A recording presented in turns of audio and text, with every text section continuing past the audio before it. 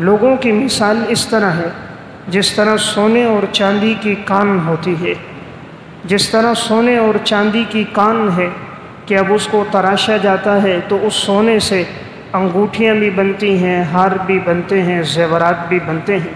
اس طرح اللہ تعالیٰ نے ہر انسان میں جو صلاحیتیں رکھی ہیں وہ اسی طرح کی صلاحیتیں، بس اس پر محنت کر کے اس کو تراشنے کی ضرورت ہے۔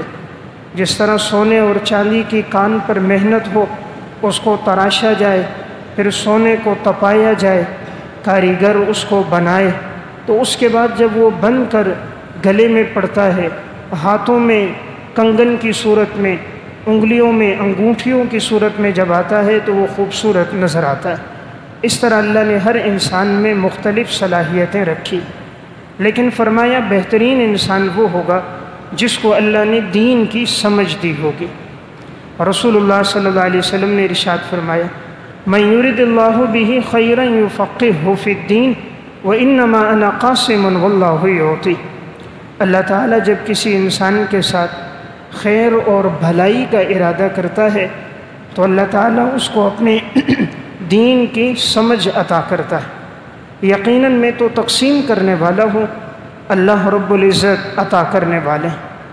ان احادیث میں آپ صلی اللہ علیہ وسلم نے ایک بات کو بیان فرمایا، وہ یہ ہے کہ اللہ نے عزت کو جو جوڑا ہے وہ اپنے دین کے ساتھ اور علم کے ساتھ جوڑا ہے۔ مال اور دولت میں اور عہدوں میں عزت نہیں ہوتی جب تک یہ دولت، یہ عہدہ انسان کے پاس ہو۔ چند چاپلوس ارد گرد نظر آتے ہیں، جس دن یہ دولت انسان کے ہاتھ سے چلی جائے، یہ عہدہ انسان کے ہاتھ سے چلا جائے تو وہ بھی منتشر ہو جاتے ہیں۔ لیکن جو عزت اللہ اپنے دین کی وجہ سے دیتا ہے، قرآن اور حدیث کے علم کی وجہ سے دیتا ہے، جتنا وقت گزرتا جاتا ہے اس عزت میں اللہ اضافہ کرتا رہتا ہے۔ اسی لیے آپ صلی اللہ علیہ وسلم نے ایک بات بیان فرمائی کہ من یرد اللہ بہ خیرا یفقہہ فی الدین، اللہ جب کسی کے ساتھ خیر کا ارادہ کرے گا اس کو اپنے دین کی سمجھ عطا کرے گا۔ اللہ تعالیٰ دنیا اور عہدہ اسے بھی دیتا ہے جسے پسند کرتا ہے، مال و دولت اسے بھی دیتا ہے جسے پسند نہیں کرتا، لیکن دین کی فہم اور سمجھ اور بصیرت اللہ اسے عطا فرماتا ہے جس سے اللہ رب العزت محبت فرماتا ہے۔ قرآن کریم میں صرف ایک چیز ایسی ہے کہ اللہ رب العزت نے اس کے بارے میں فرمایا رسول اللہ صلی اللہ علیہ وسلم سے کہ آپ اللہ سے دعا کیجئے وَقُلْ رَبِّ زِدْنِي عِلْمًا، کہ اللہ تعالیٰ میرے علم میں اضافہ فرمائے۔ دیکھیں علم سے افضل چیز کوئی نہیں، ورنہ اللہ تعالیٰ اس کے اضافے کا حکم دیتا۔ اس لیے امام قرطبی فرماتے ہیں دنیا میں سب سے افضل چیز علم ہے، تو دین کے علم جو علم نافع ہو اور انسان کی ہدایت کا ذریعہ بن جائے، یہ سب سے افضل علم ہے۔ وہ علم جو انسان کو نفع نہ دے، اس سے تو آپ صلی اللہ علیہ وسلم نے پناہ مانگی ہے کہ ایسا علم جو غیر نافع ہے، یا اللہ میں اس سے تیری پناہ مانگتا ہوں۔ اللہم انی اعوذ بک من علم لا ینفع، اے اللہ میں ایسا علم تجھ سے نہیں مانگتا جو مجھے نفع نہ دے، وہ علم دے جو مجھے نفع عطا فرمائے۔ حضرات سلف میں وہ لوگ دین کے ساتھ جڑے، قرآن و سنت پر زندگی گزاری، اللہ تعالیٰ نے ہر آنے والے وقت میں ان لوگوں کو عزتیں عطا فرما دی۔ امام ذہبی رحمۃ اللہ علیہ نے سیر و اعلام النبلاء میں امام ابو مصہر رحمۃ اللہ علیہ کے حالات میں لکھا، جب یہ مسجد سے باہر نکلتے، بہت بڑے محدث تھے، تو لوگ قطاروں میں کھڑے ہو جاتے، امام ابو مصہر سے مصافحہ کرتے اور امام ابو مصہر کے ہاتھوں کو بوسہ دیتے تھے۔ تو اللہ نے ایسی عزت عطا فرمائی تھی کہ یہ لوگوں کے دلوں پر حکمرانی کرتے تھے۔ یہ محبوبیت اور مقبولیت اللہ تعالیٰ نے ان کو دین کی وجہ سے عطا فرمائی تھی۔ علامہ ابن قیم رحمۃ اللہ علیہ کی کتاب ہے مفتاح دار السعادہ، اس میں انہوں نے نقل کیا امام یزید بن ہارون رحمۃ اللہ علیہ جو اپنے دور کے بڑے محدث ہیں، وہ درس دے رہے تھے، ان کے درس میں ہزاروں لوگ شریک تھے۔ اس دور کا بادشاہ وہاں سے گزر رہا تھا، اس نے پوچھا یہ کون ہے؟ کہا امام یزید بن ہارون ہے۔ کہا یہ اتنا سارا جمگھٹا اور مجمع کیوں جمع ہے؟ کہا یہ لوگ ان سے حدیث کا علم سیکھنے کے لیے آئے۔ اس موقع پر اس نے بادشاہ نے کہا اللہ کی قسم بادشاہ میں نہیں ہوں، یہ بادشاہ ہے۔ بادشاہت اللہ نے اس انسان کو عطا فرمائی ہے کہ آج ہزاروں لوگ اس کے مجمع میں موجود ہیں، سینکڑوں لوگ اس کی بات کو سن رہے ہیں، عزت کر رہے ہیں۔ اللہ نے بادشاہت ان کو دی ہے، یہ لوگوں کے دلوں پہ حکمرانی کرتا ہے۔ تو میں عرض کر رہا تھا اللہ نے اپنے دین کے ساتھ اپنی عزت کو جوڑ دیا ہے کہ جو دین پہ لگا، قرآن و سنت پہ لگا، اللہ نے اس کی عزت کو بڑھا دیا۔ امام ذہبی رحمۃ اللہ علیہ نے سیر و اعلام النبلاء میں امام احمد بن حنبل متوفہ 241 ہجری کے حالات میں لکھا، ان کے صاحبزادے عبداللہ فرمانے لگے رأیت کثیرا من العلماء والفقہاء والمحدثین یقبلون ابی بعضهم یدہ وبعضهم رأسہ، میں نے بہت سے علماء کو، محدثین کو، فقہا کو دیکھا، کوئی میرے والد کے ہاتھوں کو چومتا تھا، کوئی میرے والد کے پیشانی کو بوسہ دیتا تھا۔ تو میں نے بہت سے علماء، فقہا، محدثین کو دیکھا، کوئی میرے والد کے ہاتھوں کو چومتا، کوئی پیشانی کو بوسہ دیتا۔ تو میں عرض کر رہا تھا اللہ تعالیٰ نے اپنے دین کے ساتھ عزت کو جوڑ کے رکھا ہے۔ جتنا انسان دین پہ لگتا ہے، قرآن و سنت کی تعلیمات سے آراستہ ہوتا ہے، اپنی اولاد کو آراستہ کرتا ہے، اللہ تعالیٰ اسے معاشرے میں محبوب اور مقبول بنا دیتا ہے۔ علامہ ابن جوزی رحمۃ اللہ علیہ کی کتاب المنتظم فی تاریخ الامم والملوک، اس میں انہوں نے عبداللہ بن مبارک رحمۃ اللہ علیہ کے حالات میں لکھا ہارون الرشید بادشاہ کا دور تھا۔ ہارون الرشید کے دور میں عبداللہ بن مبارک رقہ شہر میں داخل ہوئے۔ رقہ کی عوام کو پتہ چلا تو وہ ان کے استقبال کے لیے جمع ہوئی۔ 30,000 سے زائد کا مجمع عبداللہ بن مبارک رحمۃ اللہ علیہ کے استقبال کے لیے آ رہا تھا۔ جب یہ مجمع آ رہا تھا ایک شور برپا تھا، گرد و غبار اڑ رہا تھا۔ اس دور کے بنو امیہ کی ایک بڑی خاتون محل کے دریچے سے جھانکنے لگی، کہیں دشمن نے حملہ تو نہیں کر دیا، یہ لوگ بھاگتے ہوئے دوڑتے ہوئے کہاں جا رہے ہیں؟ خادمہ سے پوچھا یہ لوگ کہاں جا رہے ہیں؟ انہوں نے کہا خراسان کے عالم امیر المومنین فی الحدیث عبداللہ بن مبارک رحمۃ اللہ علیہ آج رقہ میں داخل ہوئے ہیں اور یہ خلق خدا ان کے استقبال کے لیے جا رہی۔ تو اس موقع پر اس خاتون نے ایک جملہ کہا ھذا واللہ الملک لا ملک ہارون الذی لا یجمع الناس الا بصوت واعوان، اللہ کی قسم بادشاہ ہارون الرشید نہیں، بادشاہ یہ عبداللہ بن مبارک ہے جو لوگوں کے دلوں پر حکمرانی کرتا ہے۔ کہ عبداللہ بن مبارک تو اپنے جلسے کو کامیاب کرنے کے لیے لوگوں کو زبردستی بلاتا ہے، ہارون الرشید اپنے جلسے کو کامیاب کرنے کے لیے لوگوں کو زبردستی بلاتا ہے، جو نہیں آتے انہیں کوڑے مارتا ہے، جیل میں ڈالتا ہے، کسی کو مال دے کر بلاتا ہے۔ اصل عزت تو اس عبداللہ کی ہے جو لوگوں کے دلوں پہ حکمرانی کر رہا ہے۔ تو میں عرض کر رہا تھا اللہ تعالیٰ نے عزت کو، محبوبیت کو اپنے دین کے ساتھ جوڑ دیا۔ دولت اور مال سے ملنے والی عزت پائیدار نہیں ہوتی، جب تک یہ دولت اور عہدہ ہو چند لوگ نظر آتے ہیں، جس دن یہ ہاتھ سے چلی جائے وہ بھی بھاگ جاتے ہیں اور وہ عزت انسان کی ختم ہو جاتی ہے۔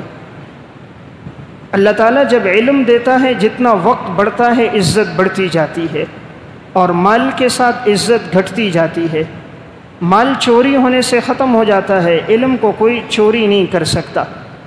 مال کا ساتھ قبر تک ہوتا ہے، علم کا ساتھ قبر کے اندر بھی ہوتا ہے۔ مال قبر میں نفع نہیں دیتا، علم قبر میں بھی نفع دیتا ہے۔ جب من ربوں کا، من نبیوں کا، ما دینوں کا سوال ہوتا ہے۔ علم جتنا بڑھ جائے راتوں کی نیند اور عزت میں اضافہ ہوتا ہے، اور دولت جتنی بڑھ جائے انسان کی نیند چلی جاتی ہے۔ انسان دولت کی حفاظت کرتا ہے اور علم انسان کی حفاظت کرتا ہے۔ دولت کے پجاری لوگ چند ایک ہوتے ہیں، علم کو پسند کرنے والے سبھی ہوتے ہیں۔ دولت مندوں کے اوپر علماء کی حکمرانی رہی ہے، علماء اور صلحاء پر کسی دولت مند کی حکمرانی نہیں رہی۔ اللہ نے انہیں خود ہی ایسی عزت عطا کر دی کہ وہ لوگوں کے دلوں میں محبوب بن گئے۔ تو میں ایک بات عرض کر رہا تھا، دین کے ساتھ جڑ کر، علم کے ساتھ جڑ کر اللہ نے عزت رکھی۔ امام ذہبی رحمۃ اللہ علیہ نے سیر و اعلام النبلاء میں عبد الملک بن مروان بادشاہ کا ایک واقعہ لکھا۔ امام زہری رحمۃ اللہ علیہ جو اپنے دور کے محدث ہیں، متوفہ 124 ہجری، بادشاہ وقت نے ایک دفعہ ان کو بلا کر کہا یہ بتاؤ اس وقت مکہ میں سردار کون ہے، لوگ کس کی بات کو تسلیم کرتے ہیں، مانتے ہیں، عزت کرتے ہیں، سب سے بڑا سردار کون ہے؟ انہوں نے کہا عطا بن ابی رباح۔ انہوں نے کہا وہ غلام ہیں یا آزاد ہیں؟ کہا وہ تو غلام تھے، پھر وہ آزاد ہوئے، علم حاصل کیا، آج اللہ نے ان کو عزت عطا کر دی۔ عبد الملک بن مروان نے پھر پوچھا یہ بتاؤ یمن میں اس وقت سب سے زیادہ عزت کس کی ہے؟ انہوں نے کہا امام طاؤس بن کیسان رحمۃ اللہ علیہ۔ کہا وہ آزاد تھے غلام تھے؟ کہا غلام تھے، آزاد ہوئے، علم حاصل کیا، اللہ نے عزت دے دی۔ پھر پوچھا شام میں اللہ نے کس کو عزت دی ہے؟ کہا امام مکحول شامی رحمۃ اللہ علیہ۔ کہا آزاد تھے غلام تھے؟ کہا غلام تھے، آزاد ہوئے، حدیث کا علم حاصل کیا، اللہ نے عزت دے دی۔ پھر پوچھا یہ بتاؤ اہل جزیرہ میں اللہ نے سب سے زیادہ عزت کس کو دی؟ کہا میمون بن مہران رحمۃ اللہ علیہ کو۔ کہا آزاد تھے غلام تھے؟ کہا غلام تھے، علم حاصل کیا، اللہ نے عزت دے دی۔ پھر انہوں نے پوچھا یہ بتاؤ اللہ رب العزت نے خراسان میں سب سے زیادہ عزت کس کو دی؟ کہا امام ضحاک بن مزاحم کو۔ کہا غلام تھے آزاد تھے؟ کہا غلام تھے، آزاد ہوئے، علم حاصل کیا، اللہ نے عزت دے دی۔ کہا بصرہ میں اللہ نے کس کو عزت دی ہے؟ کہا حسن بصری رحمۃ اللہ علیہ کو۔ کہا آزاد تھے غلام تھے؟ کہا غلام تھے، علم حاصل کیا، اللہ نے عزت دے دی۔ کہا کوفہ میں اللہ نے کس کو عزت دی؟ کہا امام ابراہیم نخعی رحمۃ اللہ علیہ کو عزت دی۔ کہا آزاد تھے غلام تھے؟ کہا وہ آزاد تھے۔ بادشاہ نے کہا شکر ہے تو نے کسی آزاد کا نام لیا، میں جہاں پوچھتا تو بتاتا غلام ہے غلام ہے غلام ہے، اب تیری زبان سے نکلا کوفہ کے اندر جس کو عزت دی ابراہیم نخعی وہ آزاد تھے غلام نہیں تھے۔ کہا یہ کیا بات ہے، غلاموں کو کیوں عزت مل گئی، یہ غلام کیوں مقتدا پیشوا رہنما بن گئے؟ امام زہری نے ایک جملہ کہا، فرمایا یا امیر المؤمنین انما هو دین من حفظہ صادہ ومن ضیعہ سقط۔ امیر المومنین یہ اللہ کا دین ہے، جو اس کی حفاظت کرے گا، اس کے ساتھ لگے گا، اللہ وقت کا سردار بنا دے گا، جو اسے چھوڑے گا اللہ اس کو ضائع کر کے مٹا دے گا۔ یہ اللہ کا دین ہے، جو اسے یاد رکھے گا، اس سے جڑے گا، اللہ وقت کا سردار بنا دے گا، عزت دے دے گا، جو اسے چھوڑے گا اللہ اس کو ذلیل و رسوا کر دے گا۔ اللہ تعالیٰ کی کسی سے رشتہ داری نہیں کہ اللہ یہ دیکھے یہ عرب کا ہے یا عجم کا، یہ خوبصورت ہے یا بدصورت ہے، اس کی بولی عربی زبان ہے یا فارسی ہے، یہ آزاد ہے یا غلام ہے۔ رب العالمین طلب کو دیکھتا ہے، محنت کو دیکھتا ہے، وہ حقیقت میں غلام ہو لیکن طلب ہو، محبت ہو، اللہ عزت دے دیتا ہے۔ حضرت بلال حبشی غلام ہیں، اللہ نے کتنی عزت عطا فرما دی۔ امام الانبیاء فرما رہے ہیں میں نے جنت میں تمہارے قدموں کی آہٹ کو اپنے آگے سنا ہے۔ ابو لہب عرب میں سے ہے، قرآن کہتا ہے تبت یدا ابی لہب، ابو لہب کے دونوں ہاتھ ٹوٹ جائیں، ما اغنا عنہ مالہ وما کسب، نہ اس کا مال اس کو کام آیا نہ کمائی کام آئی۔ ابو جہل سردار تھا، آپ نے فرمایا میری امت کا فرعون ابو جہل ہے، 2 بچوں نے اس کا گلا کاٹ دیا، قیامت تک کے لیے عذاب میں مبتلا ہے۔ اللہ رب العزت کے ہاں یہ نہیں کہ سردار ہے، اس کے پاس دولت ہے، ثروت ہے، رب العالمین دیکھتے ہیں طلب کتنی ہے، میرے دین کے ساتھ جڑا کتنا ہے۔ حضرت سلمان فارس سے آتے ہیں، حضرت صہیب روم سے آتے ہیں، حضرت بلال حبشہ کے رہنے والے ہیں، حضرت لقمان جن کے نام پر قرآن کی پوری سورت ہے، اللہ نے ان کی نصیحتوں کو قرآن میں ذکر فرمایا، حبشہ کے رہنے والے تھے، بظاہر خوبصورت نہیں تھے، حبشہ کے تھے، ہونٹ بڑے بڑے تھے، چہرہ کا رنگ ان کے جسم کا رنگ سیاہ فام تھے، لیکن اللہ نے کتنی عزت عطا فرما دی۔ رسول اللہ صلی اللہ علیہ وسلم فرماتے ہیں ان اللہ لا ينظر الى صورکم واموالکم ولکن ينظر الى قلوبکم واعمالکم۔ اللہ تمہاری صورتوں کو نہیں دیکھتا، تمہاری دولت کو نہیں دیکھتا، اللہ تمہارے اعمال اور دلوں کو دیکھتا ہے۔ اللہ تمہاری صورت کو نہیں دیکھتا، حسین کون ہے اور بدصورت کون ہے۔ اللہ نے ہر انسان کو حسین بنایا ہے، سفید ہونا محبت کی علامت نہیں، سیاہ ہونا نفرت کی علامت نہیں۔ بیت اللہ کا غلاف سیاہ ہے، ہر انسان چومتا ہے، سینے سے لگاتا ہے، کفن کا کپڑا سفید ہے، ہر ایک دور بھاگتا ہے۔ دیکھنے والے کی نظر ہوتی ہے، جس نظر سے وہ دیکھ رہا ہے اللہ نے اس کو محبوب رکھا ہوتا ہے۔ ہر بچہ اپنے والدین کی نظروں میں محبوب ہوتا ہے، ہر ایک کو اس کی عزت کی نگاہ سے دیکھا جائے تو اللہ نے اسے عزت دی ہوتی ہے۔ تو میں ایک بات عرض کر رہا تھا، آپ صلی اللہ علیہ وسلم یہ فرما کے چلے گئے، ان اللہ یرفع بہذا الکتاب اقواما، کہ جو قرآن کریم کے ساتھ جڑے گا اللہ ان کو بلندیاں دے دے گا، وَيَضَعُ بِهِ آخرین، جو قرآن سے دین سے ہٹے گا اللہ ان کو ذلیل و رسوا کر دے گا۔ اس لیے عزت جو دائمی ہے وہ دین کے ساتھ ہے، جتنا انسان دین سے جڑ جاتا ہے اللہ عزت میں اضافہ کر دیتا ہے۔ علامہ زرنوجی رحمۃ اللہ علیہ کی کتاب تعلیم المتعلم، ہارون الرشید بادشاہ ایک دفعہ امام اصمعی رحمۃ اللہ علیہ کے پاس آیا۔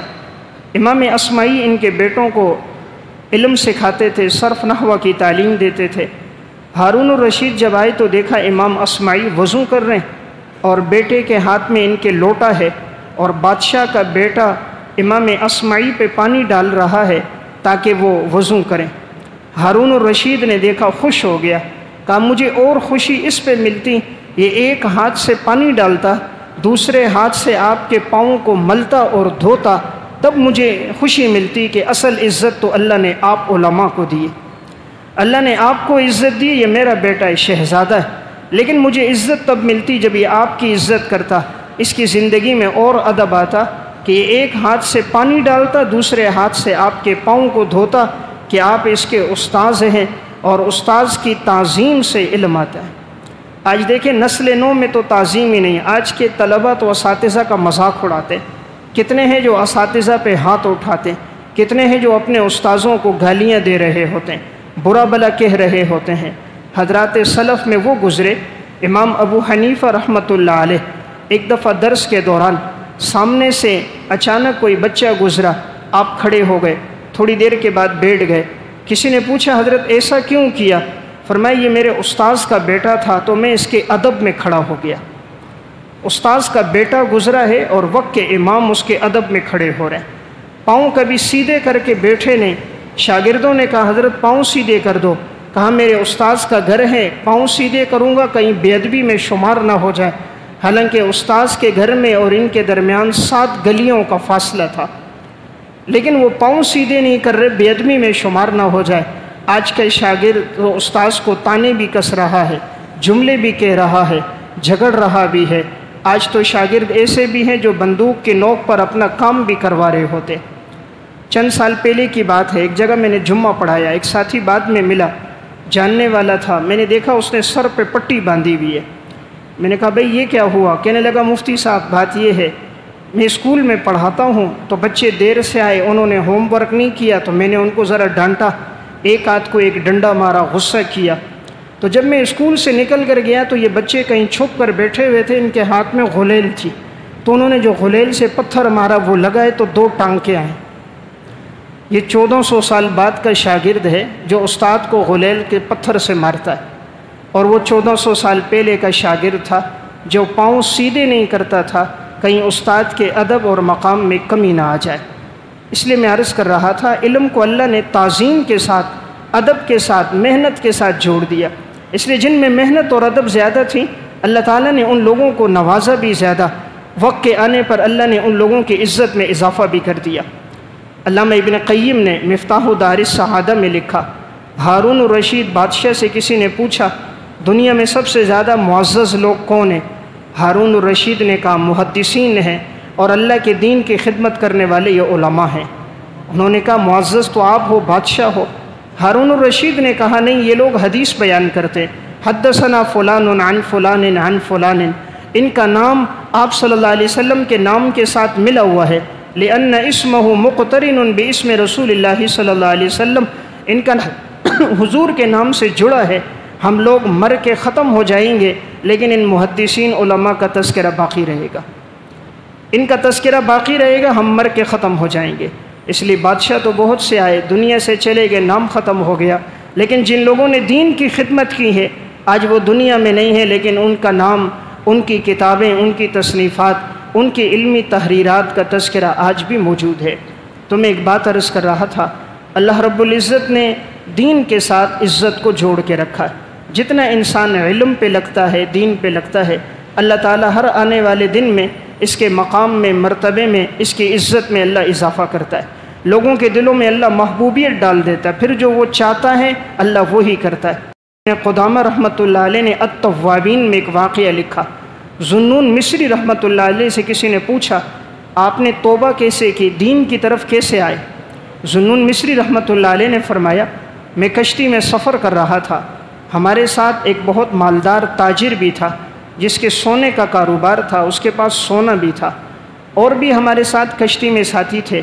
اچانک سفر میں اس نے کہا میرا سونا چوری ہو گیا، تو کشتی والوں نے کہا سب کی تلاشی لو، باہر سے کوئی آدمی اندر نہیں آیا، اندر کا کوئی آدمی ابھی تک باہر نکلا نہیں، ساحل پر کشتی اب تک لگی نہیں، اگر ہے تو یہیں پہ ہوگا، تلاش کرو۔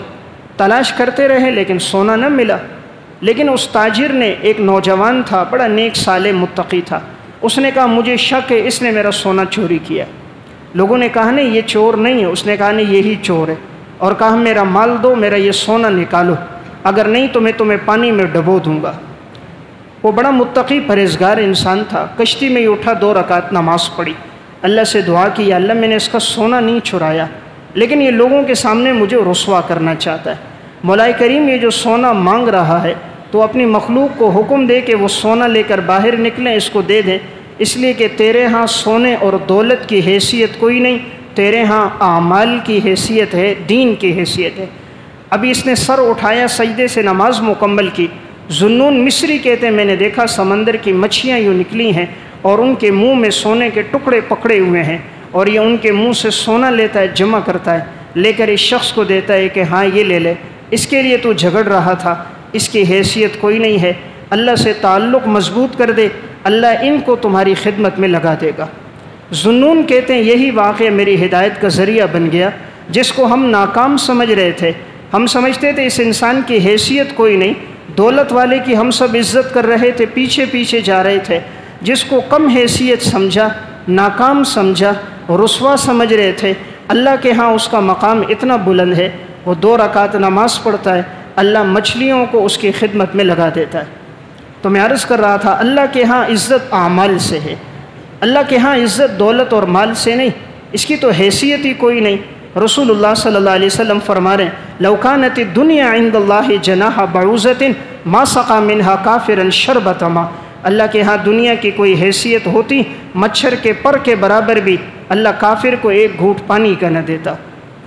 علامہ مرتضیٰ حسن زبیدی رحمۃ اللہ علیہ کی کتاب ہے اتحاف السادۃ المتقین بشرع احیاء علوم الدین، اس میں انہوں نے ایک واقعہ لکھا۔ ایک بہت بڑے بزرگ ہیں، وہ فرماتے ہیں ایک دفعہ میں راستے سے جا رہا تھا، چلتے چلتے اچانک ایک گلی سے ایک جنازہ نکلا، لیکن میں نے دیکھا اس جنازے کو اٹھانے والے 3 طرف تو 3 مرد تھے، اور چوتھی طرف جنازے کو کندھا ایک عورت نے دیا ہوا تھا، عورت باپردہ تھی، اس نے ایک کندھا عورت نے دیا ہے، باقی 3 طرف پہ کندھا 3 مردوں نے دیا ہوا ہے۔ تو مجھے اس پہ رحم آیا کہ یار اس کو اٹھانے والا کوئی بھی نہیں ہے اور ساتھ، تو میں آگے بڑھا، اس خاتون سے کہا ہٹو میں جنازے کو کندھا دیتا ہوں، کہا میں نے اس جنازے کو کندھا دیا اور میں اسے قبرستان تک لے کر گیا۔ جب قبرستان ہم پہنچے اور اس کی تدفین ہوئی تو میں شریک بھی ہوا، اور اس نوجوان کی تدفین میں ساتھ رہا۔ جب میں نے اس کو دفنایا بڑا خوبصورت سا تھا، ہم نے اس کی قبر پہ کافی دیر رہے، دعا کرتے رہے۔ پھر اس کی جب یہ خاتون لوٹ کر آ رہی تھی، میں نے پوچھا تم کون ہو جو اس جنازے کے ساتھ تھی؟ کہا یہ میرے بیٹے کا جنازہ ہے۔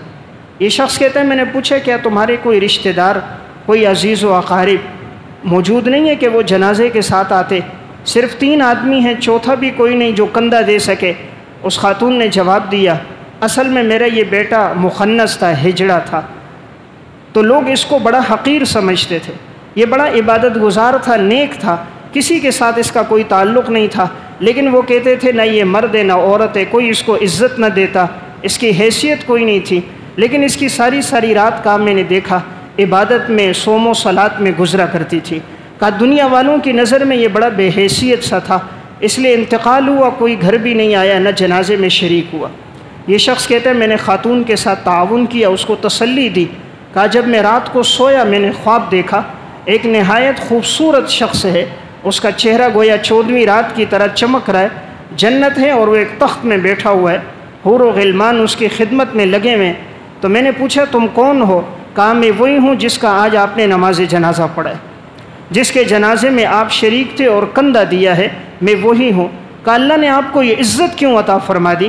کہا لوگ مجھے ذلیل سمجھتے تھے، رسوا کرتے تھے، میری کوئی عزت نہیں کرتے تھے، لیکن میری زندگی میں اللہ سے ایک تعلق تھا، اعمال تھے، اللہ رب العزت کے ہاں وہ پسند ہوئے، اللہ نے مجھے عزت عطا فرما دی۔ اصل عزت یہ نہیں کہ لوگ کس کو عزت دے رہے ہیں، ہمارا معیار یہ ہم سمجھتے ہیں جس کے ساتھ اتنے لوگ زیادہ ہیں وہ عزت مند ہے، جس کے ساتھ اتنے افراد زیادہ ہیں وہ عزت مند ہے۔ اصل عزت اللہ کے ہاں کس کی عزت ہے؟ دنیا والوں کے ہاں عزت یہ معیار نہیں، اہل علم کے ہاں عزت یہ معیار ہے، اللہ کے ہاں عزت بڑھ جائے یہ انسان کے لیے معیار ہے۔ تو میں ایک بات عرض کر رہا تھا، اللہ تعالیٰ نے دنیا میں عزت کو جو جوڑ رکھا ہے وہ اپنے دین کے ساتھ ہے۔ جتنا انسان اس میں لگتا ہے دین کے ساتھ، اپنے اعمال کے ساتھ، عبادات کے ساتھ، اللہ عزت کے ساتھ دولت بھی دیتا ہے، رزق بھی عطا فرماتا ہے، اللہ اس کی مشکلات کو بھی دور کر دیتا ہے۔ علامہ یافعی رحمۃ اللہ علیہ نے روض الریاحین فی حکایات الصالحین میں اور علامہ قشیری نے الرسالۃ القشیریہ میں ایک واقعہ لکھا۔ حضرت ابراہیم خواص رحمۃ اللہ علیہ بڑے اللہ والے بزرگ گزرے، یہ فرماتے ہیں ایک دفعہ میں سفر میں نکلا، بڑے زاہد تھے، نیکوکار متقی انسان تھے، سفر میں نکلے، اکیلے سفر کر رہے تھے، حج کے لیے جا رہے تھے۔ سفر کے دوران اچانک ایسا ہوا، راستے میں ایک عیسائی شخص کہیں تھا اور وہ ان کے پاس آیا اور ان سے کہنے لگا میں چاہتا ہوں میں بھی آپ کے ساتھ اس سفر میں شریک ہو جاؤں۔ اس نے گلے میں ایک زنار ڈالی ہوئی تھی، یہ غیر مسلموں کا ایک نشان ہوتا ہے صلیب کا، اور وہ نشان یہ لوگ اپنے گلے میں ڈالتے ہیں، اور بعض کا دھاگا ہوتا ہے وہ سیاہ دھاگا اپنے ہاتھ پر یہ گلے میں ڈالتے ہیں، تو اس کے گلے میں وہ نشان بھی پڑا تھا۔ ابراہیم خواص کہتے ہیں ہم سفر میں نکلے، ایک دن گزرا، دوسرا دن آیا، جب تیسرا دن ہوا تو یہ کہنے لگا کہ تم دعا کرو اللہ ہمارے لیے رزق کا انتظام کر دے۔ ابراہیم خواص رحمۃ اللہ علیہ نے دعا کی یا اللہ ہم جنگل میں ہیں اور حج کا ہمارا سفر ہے، اگر یہ تیرے ہاں قبول ہے مولا کریم تو رزق کا انتظام فرما دے۔ اللہ سے دعا کر رہے تھے، اللہ نے غیبی ان کے لیے رزق کا انتظام کر دیا۔ ایک دسترخوان لگا ہے، اس پہ کھانا ہے۔ ابراہیم خواص نے ان سے کہا آپ بھی آؤ، اس نے کھانا کھایا، بڑا متاثر ہوا۔ پھر سفر آگے چلا، 2 دن ہوئے، کھانا تو ان کے پاس تھا نہیں۔ ابراہیم خواص کہتے ہیں میں نے اب اس سے کہا تم بھی دعا کرو، تم سمجھتے ہو تمہارا مذہب ٹھیک ہے، تمہارا عقیدہ ٹھیک ہے، تم بھی دعا کرو کوئی غیبی رزق کا انتظام ہو جائے۔ اب کہتے ہیں وہ شخص آگے گیا، ہاتھ پھیلائے، رونے لگا، دعا کی تو 2 دسترخوان لگ گئے۔ جب میں نے دعا کی تھی 1 دسترخوان لگا، اس نے دعا کی غیر مسلم نے 2 دسترخوان لگے۔ میرے دسترخوان پہ کھانا کم تھا، اس کے دسترخوان پہ کھانا زیادہ تھا۔ مجھے تعجب ہونے لگا، اس نے مجھے کھانے کے لیے بلایا، ابراہیم خواص کہتے میں نہیں آیا۔ اس نے کہا آؤ میں تمہیں وجہ بتاؤں گا۔ کہتے میرا ہاتھ پکڑا، مجھے لے کر آیا، جیسے دسترخوان پہ بٹھایا، کہا آپ کس مذہب کے ہو؟ میں نے کہا اسلام کا۔ کہا کلمہ پڑھاؤ۔ کہتے میں نے کلمہ اس کو پڑھایا، اشہد ان لا الہ الا اللہ واشہد ان محمد عبدہ ورسولہ۔ اس نے کلمہ پڑھا، وہیں مسلمان ہو گیا۔ پھر کہا کھانا کھاؤ۔ میں نے کہا نہیں میں یہ سوچ رہا ہوں اللہ نے آپ کے لیے 2 کا انتظام کیا۔ اس نے کہا اصل بات یہ ہے اس میں میرا کمال نہیں ہے، اس میں کمال آپ کا ہے۔ جب آپ نے مجھے کہا کہ تم دعا کرو کہ اللہ رزق کا انتظام کرے تو میں نے دعا کی کہ میں تو گناہ گار ہوں، فاسق ہوں، اے اللہ یہ امت محمدیہ میں سے ہے اور آخری پیغمبر کی امت میں سے ہے، اے اللہ اگر اس کا دین سچا ہے اور یہ سچے دین کا داعی ہے، یا اللہ اس کی برکت سے تو میرے لیے کھانے کا انتظام کر دے۔ کہا میں نے اپنی وجہ سے دعا نہیں کی، میں تو فاسق فاجر ہوں، میری زندگی گناہ میں گزری، میں نے آپ کی طرف نسبت کی کہ اے اللہ یہ جس دین کا داعی ہے، جس اسلام کی یہ دعوت دیتا ہے، میں نے اس کے اعمال اور زندگی کو دیکھا، اگر یہ تیرے ہاں پسند ہے یا اللہ تو انتظام فرما دے۔ تو کہا اللہ نے تیری وجہ سے یہ 2 دسترخوانوں کا انتظام کیا۔ تو ابراہیم خواص کہتے ہیں وہ شخص ایمان لے کر آیا، پھر اس کی ساری زندگی ایمان پر گزری۔ کہا ایک وقت آیا کہ میں نے اس کو دیکھا، ہم حج کے سفر میں گئے اور وہ ایسی عبادت کرتا تھا، اس کے سامنے ہمیں اپنی عبادتیں کب نظر آتی تھیں۔ کہا اسی حج کے سفر میں اس کا انتقال ہوا اور پھر اس کی تدفین جنت المعلیٰ میں ہوئی۔ واقعہ سنانے کا مقصد دیکھیں لوگ اس کو حقیر سمجھ رہے تھے، لیکن اللہ کے ہاں عزت تھی، اللہ نے ایک واقعے کے توفیل اس کو عزت عطا فرما دی اور ایک سفر اس کی ہدایت کا ذریعہ بن گیا۔ تو میں ایک بات عرض کر رہا تھا، اللہ تعالیٰ نے عزت کو جو جوڑا ہے وہ دین کے ساتھ جوڑا ہے۔ جتنا انسان اپنے دین سے وابستہ ہو جائے، دین سے لگ جائے، اللہ اس کی عزت میں اضافہ فرما دیتے ہیں۔ علامہ ابن جوزی رحمۃ اللہ علیہ بہت بڑے عالم ہیں، 597 ہجری میں ان کا انتقال ہوا۔ ان کی کتاب بحر الدموع آنسوؤں کا سمندر، اس میں انہوں نے ایک واقعہ لکھا۔ کہا چند لوگ سفر میں جا رہے تھے، یہ سفر کے لیے قافلہ چلتا رہا، راستے میں ان کو ایک مسافر آدمی ملا اور اس کے پاس زاد راہ بھی نہیں تھا، سامان وغیرہ بھی اس کے پاس موجود نہیں تھا، نہایت ہی کمزور تھا، لیکن چہرہ اس کا بڑا روشن اور چمکدار تھا۔ اس کے پاس اپنی سواری بھی نہیں تھی، بس ایک لاٹھی تھی، سر پہ امامہ تھا اور چند ایک دانے اور کھجوریں اس کے پاس تھی، معمولی سا گویا کہ کھانے پینے کا انتظام تھا، اس کے علاوہ سواری وغیرہ کچھ نہیں تھی۔ کہا ہم نے اس کو کہا ہمارے ساتھ چلو، اس نے کہا ٹھیک ہے، ہمارے ساتھ سفر میں آ گیا۔ ہم نے جب دیکھا اس کی کمزوری کو، اس کے رنگ کو، ہم سمجھے کہیں اپنے آقا سے بھاگ کر آیا ہوا ہے۔ ہم نے کہا تو غلام ہے؟ اس نے کہا ہاں میں غلام ہوں۔ اب ان کا مقصد تھا کسی انسان کا غلام ہے، اس کا مقصد تھا میں اپنے اللہ کا بندہ اور غلام ہوں۔ انہوں نے یہ کہا لگتا ہے تو اپنے آقا سے بھاگ کر آیا ہے، تبھی اتنا کمزور ہے اور تیرے چہرے کا رنگ تبدیل ہوا ہے۔ اس نے کہا ہاں میں اپنے آقا سے دور ہوں، زندگی میری گناہ میں ہے، آپ بھی دعا کرو اللہ تعالیٰ استقامت دے، اعمال پر توفیق دے۔ اب یہ کہتے ہیں جب ہم نے کہا تیرا آقا تجھے معاف نہیں کرتا، تو بھاگا ہے، تو یہ رونے لگ گیا، کہا گناہگار ہوں، دعا کرو میرا آقا مجھے معاف کر دے۔ قافلے والے سمجھتے تھے کوئی انسان اس کا آقا ہے جس سے یہ بھاگا ہے اور رو رہا ہے، وہ اتنا رویا، ایسی ہچکیاں لگیں، قافلے والے بھی رونے لگ گئے، وہ سمجھے یہ کسی انسان سے دور ہوا اس لیے رو رہا ہے، حالانکہ وہ مقصد تھی کہ میرا آقا میرا اللہ ہے، اللہ کے ہاں میرا مقام مرتبہ بلند ہو جائے۔ اس کے رونے سے قافلے والوں پہ بڑا اثر پڑا۔ اب وہ کہتے ہیں ہماری نظر میں اس کی حیثیت تو کم تھی، کیونکہ اس کے پاس دولت نہیں تھی، پیسہ نہیں تھا، سواری اپنی نہیں تھی، زیادہ زاد راہ اور توشہ اس کے پاس نہیں تھا۔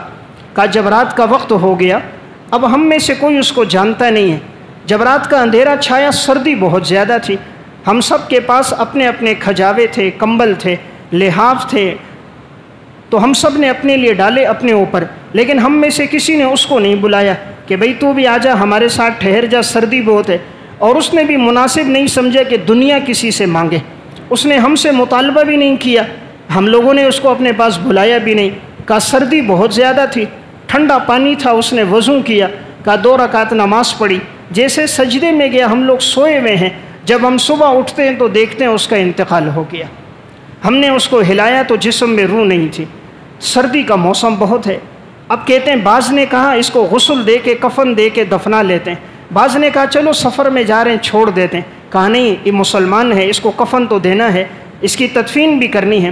علامہ ابن جوزی بحر الدموع میں لکھتے ہیں اب یہ لوگ غسل کے پانی کا انتظام کرنا چاہ رہے تھے، کسی نے کہا پانی ڈھونڈو، ایک سے کہا تمہارے ذمے پانی ڈھونڈنا ہے، تمہارے ذمے لکڑیاں جمع کرنا ہے۔ پانی والا کہتا ہے میں پانی تلاش کرنے کے لیے بھی نکلا ہوں، چند قدم نکلا تھا، اچانک مجھے پانی کا تالاب نظر آیا، حالانکہ ہم اسی سفر سے آئے تھے، ہمیں دور دور تک پانی کا تالاب کہیں نہیں نظر آیا تھا، بس ہم اس کے غسل کے لیے پانی کا ارادہ کیا، سامنے تالاب نظر آیا، ہم پانی لے کر آئے۔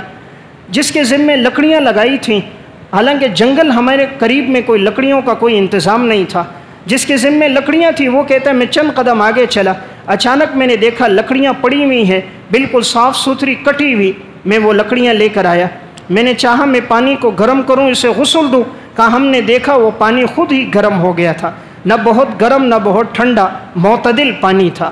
جب ہم اس کو غسل دینے کے لیے لے کر آئے، ہم اس کے جسم پر جب پانی ڈالتے تھے تو خوشبو اس کے جسم سے جاری ہو جاتی تھی، ہم میں سے ہر ایک پر اثر ہوا کہ اللہ تعالیٰ نے اس انسان کو تو ایک مقام دیا ہے۔ کہا جب اس کا غسل پورا ہوا، ہم نے کہا اس کے لیے قبر کھودتے ہیں، قبر کھودنے کے لیے ہم ایک جگہ پر گئے، جب ہم قبر کھودتے تھے وہ مٹی ایسے نرم ہوتی تھی اور یوں آسانی سے قبر کھد جاتی تھی، اور مٹی کے ذرات سے یوں خوشبو آتی تھی جیسے مشک اور عنبر کی خوشبو۔ ہم میں سے ہر ایک اس کے قبر کھودنے میں شریک ہوا۔ کہا جب اس کی قبر مکمل ہو گئی، اب سب کے سامنے راز کھل گیا، یہ تو اللہ کا محبوب انسان ہے، ہم تو اسے حقیر سمجھ رہے تھے کہ اس کے پاس سواری نہیں ہے، اس کے پاس دولت نہیں ہے، اللہ کے ہاں تو اس کا کیا مقام ہے۔ اب سب نے کہا ہم اپنے اپنے کپڑے دیں گے، ہمارے کپڑوں کو شامل کر کے اس کو کفن دو، ہو سکتا ہے یہ ہمارے لیے نجات کا ذریعہ بن جائے۔ اب سب نے ہر ایک اپنے اپنے کپڑوں میں سے ٹکڑا ٹکڑا دے رہا ہے، ان سارے کپڑوں کو ملایا گیا، سارے کپڑوں کو سلائی انہوں نے جلدی میں کیا تاکہ اس کو کفن دے۔ جہاں لاش پڑی ہوئی تھی وہ لوگ کفن دینے کے لیے گئے، جب پہنچے تو کیا دیکھا، اس پر نہایت خوبصورت کفن پہلے سے موجود ہے، اللہ نے اس کے لیے غیب سے کفن کا انتظام کر دیا، تو یہ کہنے لگے اللہ تعالیٰ چاہتا ہے کہ ہمارا کپڑا اس کے جسم پہ نہ آئے، ہم نے اس کا سفر میں خیال نہیں کیا، ہم نے اس کو غریب اور حقیر سمجھ کے دھتکار دیا تھا، اللہ نے اس کے لیے کفن کا انتظام کر دیا۔ کہا جب اس کو کفن ہم نے دیکھا غیبی ہے، اب ہم اس کا جنازہ لے کے جا رہے ہیں، ہم چاروں ساتھی موجود ہیں، جنازہ اٹھاتے، جنازہ اتنا ہلکا ہے بوجھ محسوس ہی نہیں ہوتا، لگتا ہے کسی اور نے جنازے کو اٹھایا ہوا ہے، ہمارے صرف کندھوں پہ معمولی سا بوجھ تھا، حقیقی بوجھ موجود نہیں ہے۔ کہا جب ہم لے کر گئے قبر کے قریب جنازہ پڑھنے لگے، اچانک ساری فضا خوشگوار ہو گئی اور ہلکی ہلکی بارش شروع ہو گئی۔ ہم نے دیکھا سفید پرندے جھنڈ کی صورت میں آئے، ایک طرف یوں صفوں کے اندر بیٹھ گئے، آسمان سے کسی چیز کا اترتا ہوا ہمیں نظر آیا، وہ بالکل سفید لباس میں تھے اور ہمیں محسوس ہو رہا تھا کوئی چیز اتر رہی ہے اور ہمارے پیچھے کھڑی ہوئی ہے۔ ہم سمجھے اللہ نے اس نیک آدمی کے لیے آسمان کے فرشتوں کو جنازے میں شاید بھیجا ہے۔ کہتے ہیں جیسے ہم اللہ اکبر کہتے تھے، جنازے کی تکبیر پوری فضا کے اندر یہ تکبیر گونج جاتی، مشرق اور مغرب میں، شمال اور جنوب میں۔ علامہ ابن جوزی بحر الدموع میں لکھتے ہیں، کہتے ہیں جب اس کا جنازہ مکمل ہو گیا اور ہم آئے اس کی تدفین کرنے کے لیے، جیسے ہم نے اس کو قبر میں رکھا تو سوچنے لگے بعد میں بتائیں گے یہ کون آدمی تھا اللہ نے جس کو اتنی عزت دی ہے۔ کسی نے کہا اس کے خاکہ بنا دو تاکہ یہاں سے جب جاؤ تو لوگوں کو بتائیں اس طرح کا آدمی ہمیں سفر میں ملا تھا، اس کا انتقال ہوا اور ہم نے اس کی تدفین کر دی۔ انہوں نے معمولی سا اس کا خاکہ اس کے چہرے کا جسم کا رکھا تاکہ راستے میں کوئی ملے تو اس کو بتا سکیں، اس طرح کا مسافر تھا، انتقال ہو گیا۔ جب تدفین مکمل ہو گئی یہ لوگ سفر سے واپس آئے، راستے میں آتے یہ لوگ پوچھتے تھے اس طرح کا آدمی تھا، تو کسی نے کہا یہ کوفہ کا رہائشی ہے، وہ جاننے والا تھا۔ یہ لوگ کوفہ میں گئے، وہاں جا کر خبر دی، جب جامع مسجد میں انہوں نے خبر دی، انہوں نے حلیہ پوچھا، انہوں نے بتایا تو پتہ چلا یہ اس دور کا بہت بڑا رئیس اور تابعی حضرت اویس قرنی رحمۃ اللہ علیہ تھے۔ حضرت اویس قرنی یہ وہ انسان ہیں کہ آپ صلی اللہ علیہ وسلم نے جن کے بارے میں حضرت عمر سے فرمایا تھا کہ عمر اگر اویس سے ملاقات ہو تو اپنے لیے دعا کرا دینا، اور جب کوئی قافلہ آتا تھا حضرت عمر پوچھا کرتے تھے تمہارے درمیان اویس تو موجود نہیں ہے کہ اگر ہیں تو ان سے اپنے لیے دعاؤں کی درخواست کریں۔ انہوں نے اپنی ایسی زندگی گمنامی میں گزاری، اللہ کی اطاعت اور عبادت میں ایسی زندگی گزاری، قافلے والے تو حقیر سمجھ رہے ہیں، کوئی ساتھ سلانے کے لیے تیار نہیں۔ سردی کی راتیں ہیں، کسی نے کمبل دینا گوارا نہیں کیا، سردی کی راتیں ہیں، کسی نے اپنے کھجاوے میں بلانا گوارا نہیں کیا، دسترخوان پہ بٹھانا گوارا نہیں کیا۔ لیکن اللہ کے ہاں کیا عزت ہے، پانی کا اللہ غیبی انتظام کرتا ہے، لکڑیوں کا اللہ غیبی انتظام کرتا ہے، قبر کی مٹی یوں کھدتی ہیں جیسے مشک اور عنبر کے ذرات ہیں، خوشبو یوں پھیل جاتی ہیں جس طرح کہ مشک کی خوشبو پھیلتی ہے۔ کفن کا اللہ غیبی انتظام کر دیتا ہے کہ جب تمہاری نظر میں میرے بندے کی حیثیت نہیں، میں تمہارا کپڑا اس کے جسم پہ نہیں لگانا چاہتا، میں تمہارا مال اس کے جسم پہ نہیں لگانا چاہتا۔ اللہ نے آسمان کے فرشتوں کو جس کے جنازے کے لیے اتار دیا، جس کے جنازے کی آواز شرق اور غرب میں گونجی، ایک فضا کے اندر تبدیلی آ گئی، معطر ہو گیا، اللہ نے ساری زمین کو معطر بنا دیا۔ وہ شخص تھا حضرت اویس قرنی رحمۃ اللہ علیہ۔ تو میں ایک بات عرض کر رہا تھا، عزت اللہ نے دین میں رکھی۔ بس اوقات ہم کسی کو حقیر سمجھ رہے ہوتے ہیں لیکن اللہ کے ہاں اس کا مقام اتنا بلند و بالا ہوتا ہے، اللہ آخرت سے پہلے انہیں دنیا میں عزتیں عطا کر دیتا ہے۔ امام لیث بن سعد رحمۃ اللہ علیہ کا جب جنازہ اٹھا، فجر میں انتقال ہوا، مغرب میں جنازہ قبرستان پہنچا، اتنے لوگ ازدحام میں تھے، رش میں تھے، ہر ایک جنازے کو کندھا دے رہا تھا۔ اس دور کے ایک عالم نے ایک جملہ کہا ھذا شرف الدنیا قبل شرف الآخرہ، یہ اللہ نے آخرت سے پہلے ان کو دنیا میں عزت عطا فرمائی۔ آخرت میں تو عزت ہے ہی، اللہ نے دنیا میں بھی دے دی۔ تو میری ساری بات کا خلاصہ تھا، اللہ کے ہاں جو معزز ہے وہ عزت والا ہے۔ عزت وہ نہیں جس کو فلاں آدمی عزت دے یا فلاں دولت والا دے یا جس کے بعد دولت، عہدہ، پیسہ موجود ہے، وہ عزت ہے۔ عزت وہ ہے جو اللہ کے ہاں ہے، اور اللہ کے ہاں عزت تقویٰ سے ہے۔ ان اکرمکم عند اللہ اتقاکم، جو جتنا متقی ہوگا اللہ کے ہاں اتنا معزز ہوگا، جو جتنا گناہوں سے بچنے والا ہوگا اتنا پرہیزگار ہوگا۔ ہماری زندگی تقویٰ میں گزرے، اللہ ہمیں دنیا میں بھی عزت دے گا، آخرت میں بھی عزت دے گا۔